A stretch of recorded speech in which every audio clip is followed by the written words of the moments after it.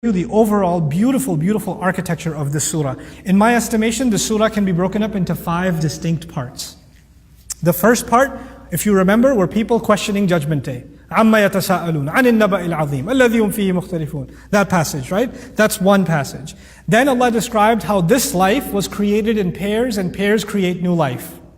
And He made us look all around us, the mountain, the earth, the sleep, the tent, all of it, right? And then the rain and the produce coming out in the gardens. That's your second passage.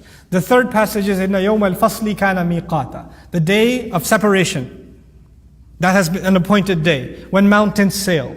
Right? That particular scene.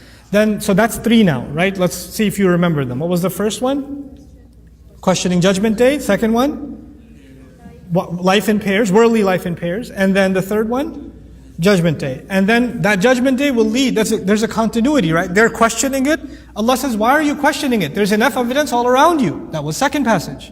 That passage should lead you to believe in a Judgment Day. That Judgment Day is going to lead to only 2 destinations, which are what? Passage 4 and 5 are going to be, we'll merge them together as 4, is heaven and hell. There's only these 2 destinations. And then the final passage, which we just went through, is humility on Judgment Day. Angels are standing humble before Allah. Nobody gets to speak. Even the disbelievers begging that they were dirt. So we return back to Judgment Day. So now appreciate this. The first passage was people being obnoxious about Judgment Day, wasn't it? And by the last passage, they're humble.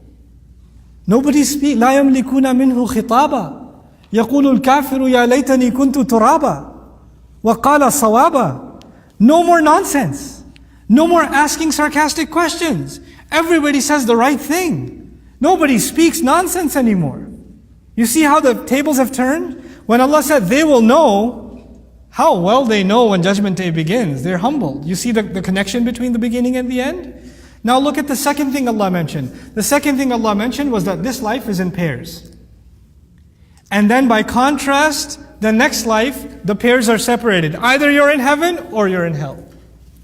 This life, next life. And right in the middle is the argument for Resurrection Day itself. And look at the continuity. This life, Judgment Day, next life. And what everything hangs in the balance of Judgment Day. Judgment Day determines where everything goes. The evaluation of the previous life and the reward of the next life. SubhanAllah. It's a perfect symmetry centered on one thing, centered on Judgment Day. And if you realize that, you'll realize something else about this surah. It began with Judgment Day, questioning it. It ended with Judgment Day, the humility of it. And the center of it is also Judgment Day. It's this perfect literary symmetry in the Quran.